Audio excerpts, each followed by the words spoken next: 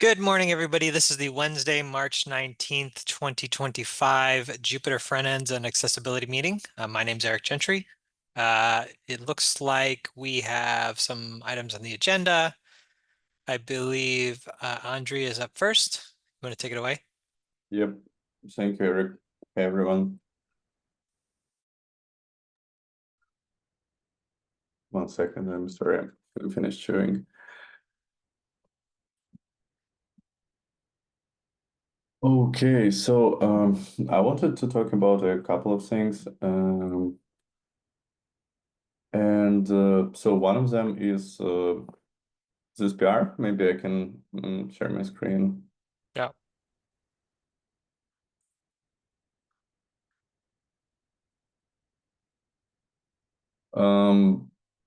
So we had this issue in JupyterLab created by Mike, which referenced other issues, but they are all associated with linting, right? Okay, let me turn on my video because with linting and how it works.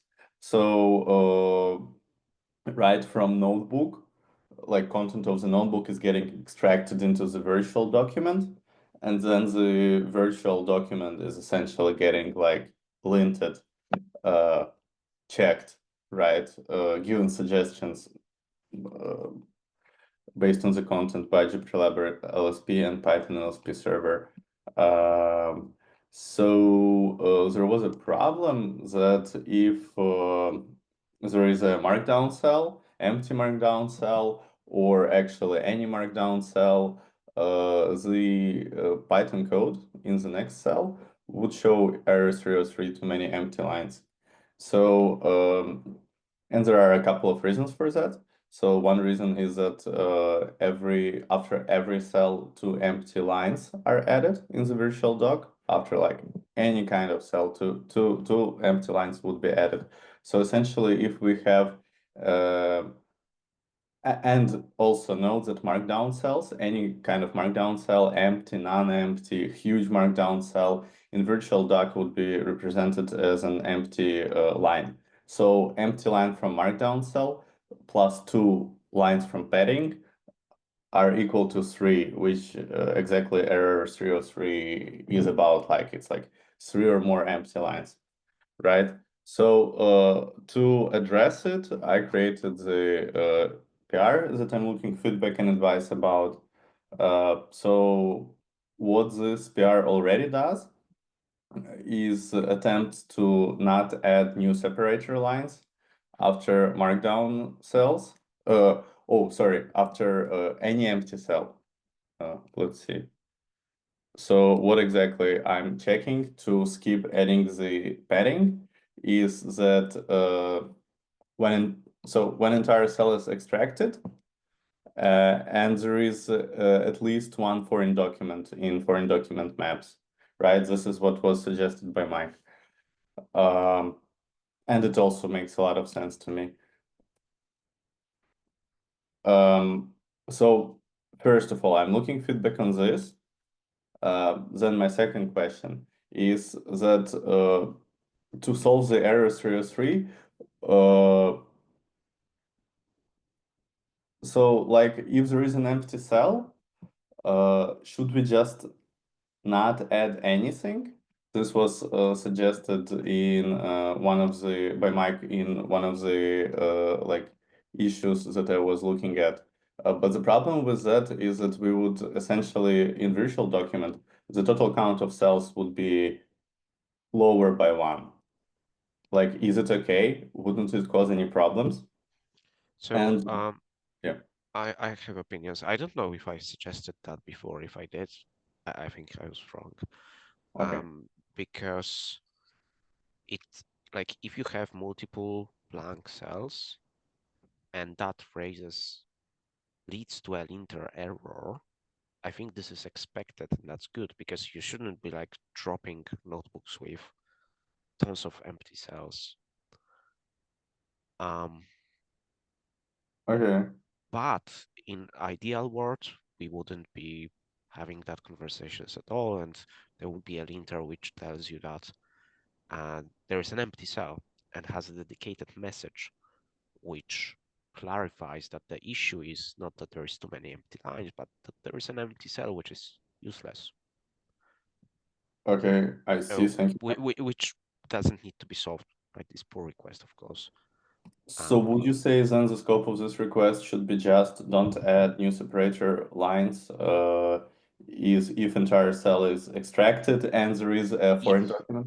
Okay, yes. cool. If an entire cell gets extracted, then I think that's a no-brainer. And yeah, for And this pull request, I think adding some tests for this would be useful. But yeah, otherwise, I think no one touched this code in many months. So yeah, thank you. Would you say that like something I was kind of struggling with is to find which part of the virtual dock should be I like essentially I wasn't clear on which part of the virtual dock Jupyter LSP runs linting. So would it be on the value? I think there is a method called um, extract, or no, not extract, get source, something like that, and it collapses the virtual document. I'll look into it. Thank you so much. And I had another question also like really important for me about this. In dev mode, the suggestions just don't work. So my development cycle is so complicated. So I was looking for suggestions and advice on like streamlining it. So there is when you run JupyterLab in dev mode, you run Jupyter space labs slash sorry dash dash dev, and then Dev there is another argument called dash dash extensions in dev mode. I think it's what it's called. mode. Okay. I have that under an abbreviation, so but that I should can help. look into it. Yeah, I'll look into it. Thank you. Maybe if I won't be able to find it, I will tag you on the issue asking for more help. But yeah, thank you. This kind of gives me a way forward on this. Okay, let's see what else I wanted to mention. So I have during the traging, we have discovered two notebook issues that kind of like break user experience and don't allow users to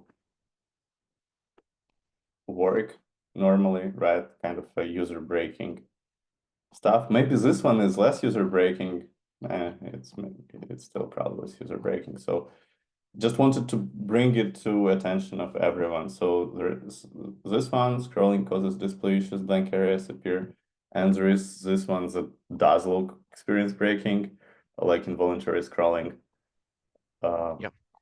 So these two issues make me wake up at night and get like really sad that they are not solved. And it's not a um, first time, right? It probably has to do with virtualization or something like it that. is it is it is related to virtual. Okay, so when we are looking at this issue, I just added the comment. Thank you for bringing this up. I wasn't able to attend this part of the triage meeting. So there is a sister issue in JupyterLab. I've linked that, and the issue in JupyterLab links to two pull requests. One of them already is approved, but I had to switch it to draft because the snapshot tests are failing, and I'm not yet confident why they are failing. The issue is that scrolling is difficult, and scrolling when things get added at the bottom and at the top is difficult. Browsers have a dedicated logic to stabilize the scrolling, the viewport when you scroll. Some browsers have it. Safari, I think, doesn't. And this logic interferes with our virtual scrolling implementation. On top of that, there is a bug in Chromium, so that affects Chrome and that affects Edge and all the other browsers which are based on Chrome, in that when there is a layout triggered, the scroll top position randomly jumps. So most websites do not modify, do not use virtualization, and do not trigger layout in response to scrolling. But for this virtualization implementation to work, we need to do that. And I've tried solving that, but it is difficult, and like this is like an actual bug in the browser. So again, the pull request, the second pull request improves scrolling edge cases, is also fixing an issue where both Firefox and Chrome are not following specification, and therefore some SVGs are broken in the Windows Notebook mode. And at this point, having spent last year trying to fix full windowing mode implementation, I really don't want to work with that implementation anymore. I outlined an idea how to re-implement that using new features which are now available in browsers, and like get rid of this implementation, which is changing the display of cells as we scroll or changing the visibility. So I think that would be a good target for 4.5 release. Oh, awesome. Thank you, Mike. I haven't I wasn't able to conceptualize everything in real time. Like links to the issues that you posted, would they It's give all me written in the comments, so if you didn't understand what I was saying, you can read through the comments, and I hope if you have any questions, just let me know. Okay, I awesome. quickly. And I also wanted to ask for the link to that issue where you have a suggestion. Yeah. I think it's linked in the pull request. Let me quickly pull it. Okay, awesome. Thank you. So this is scrolling edge cases pull request.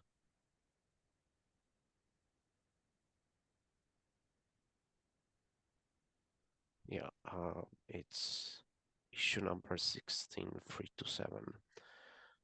And the idea is that browsers implemented something called content visibility, and then you do not modify the list of cells at all, except that you set the content visibility and contain intrinsic size, which will also help us solve the problem of how search works in cells which are hidden in the windowing mode, because recently there was added another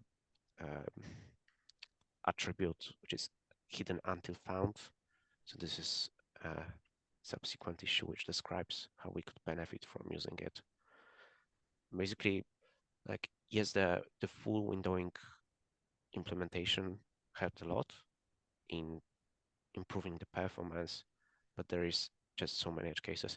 Now, the problem with cells disappearing, I actually think that this is easy to solve now, because I found like broken assumption in the code. So I will open a pull request and solve it. But the jitter when you are scrolling in Chromium-based browsers, I think we cannot solve it unless there is a change upstream in Chrome, which is not the first time when we are like actually blocked because of the complexity of JupyterLab by the browsers not supporting something, and we are in a bit worse position than, say, VS Code as an application, because VS Code usually ships as an Electron app with a very specific version of a browser and much less of a concern for compatibility with multiple browsers. Yeah, they for sure have much more control over the environment where code runs. Thank you, Mike. So some final point. Sorry for taking so much time, but I think this is like all the points are pretty meaningful and valuable. So the last one is I've seen that there was a beta release of 4.4.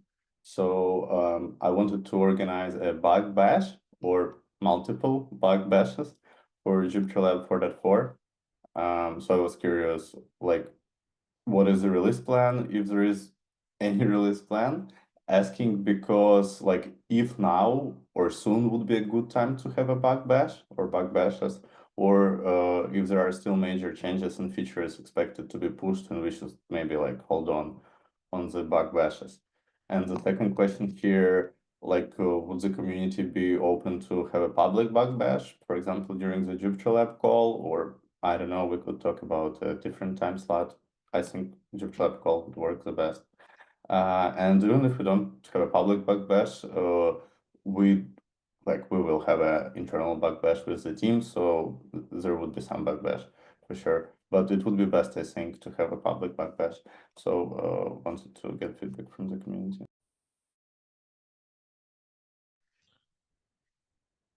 So answering your first point, first, thank you for proposing that. I think that's an amazing idea. And maybe even today, if we have time after we went through the agenda, that could be a good point. I actually have a binder with 4.4 beta 1 running, so I could share that with everyone and we can just explore what's new. There is an issue with the release plan. So there always is a release plan. According to that release plan, we are due to release a release candidate today, assuming that all the issues tagged as release blockers are resolved. There are 2 release blockers, and this morning I opened 2 pull requests. One of them, I believe, is ready for merging pending review. On another one, tests are failing, so it's not ready fully, but I would like to get a review first before I spend more time on it. And because you can see the release blockers by looking at the label in the issue tracker. I'm sharing the link now. So once these are resolved, we can release another, we can release a release candidate. In absence of that, we can release another beta for just to make it easier to test anything that was merged since the last beta that was released over a week ago.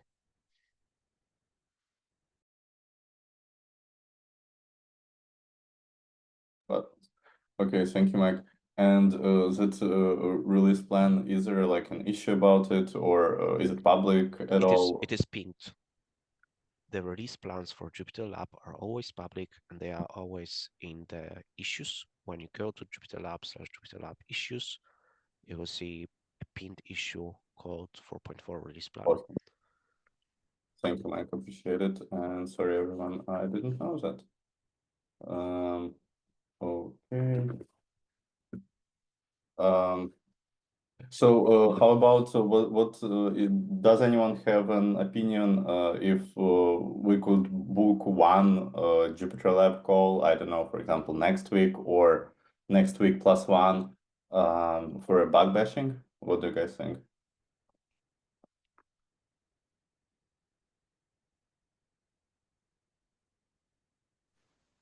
Sounds good. Sorry, could you repeat it? I was just saying that sounds good. Okay. Is anyone thinks it might not be a good spend of like JupyterLab time?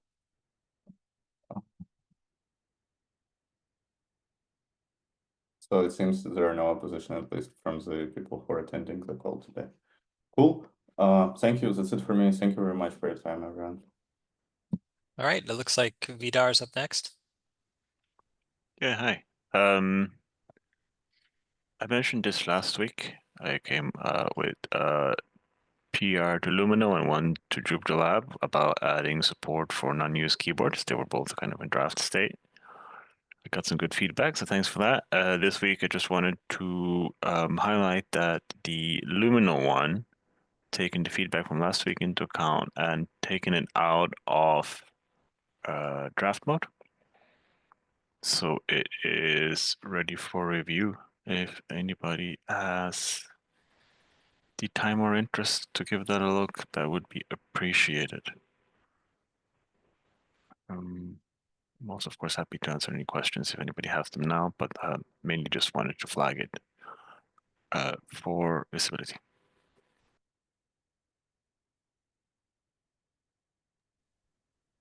All right, anybody have any feedback here? It looked really good last week, so I'm sure it's looking good now. Yes, the main thing I did was I made the diff a lot smaller, and I removed the extra package and put all of the capture code into the example code. And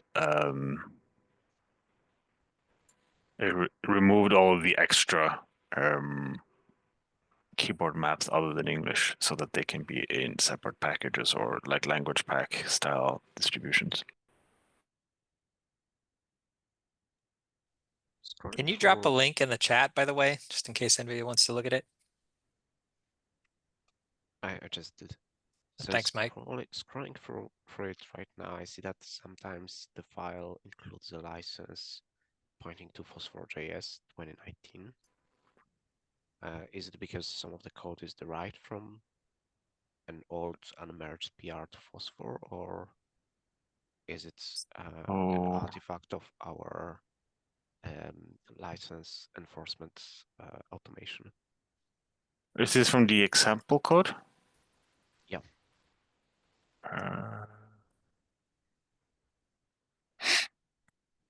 So it might be from the file history of how I copied around files. So if any of this code was copied from like the previous keyboard code, that the previous Phosphor code still has the Phosphor licenses on the header, right? Yeah. This new code that didn't copy anything from that, I guess that's just like a copy paste artifact. So I guess the example code, most of that code is deletable or is new, so the Phosphor license should be removable.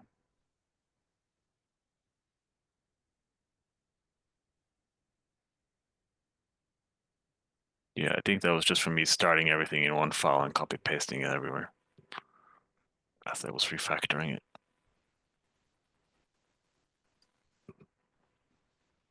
No worries. I can clean that up. If you could, yeah, clean that up, it will be a little bit easier probably to understand. And yeah, we'll try to give it a review.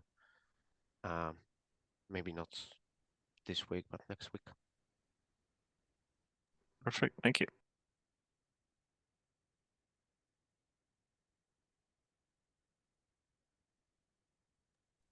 Yeah, thanks for your work on that. Anybody have any further comments? I think we got one more person.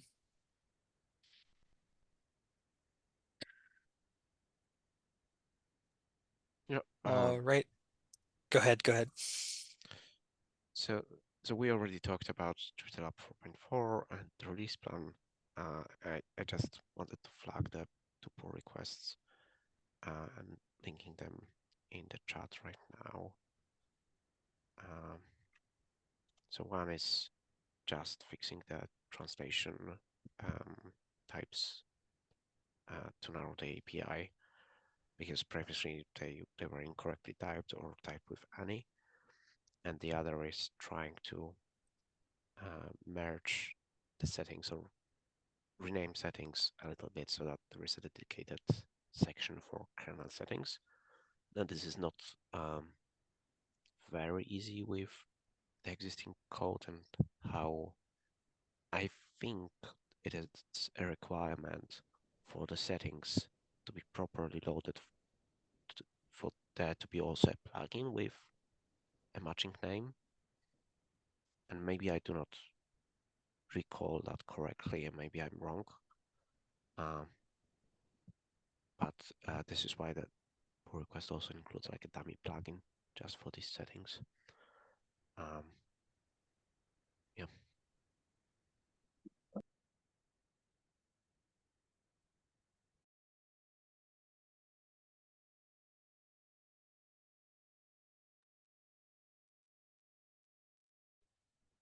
All right. Anybody have any final comments?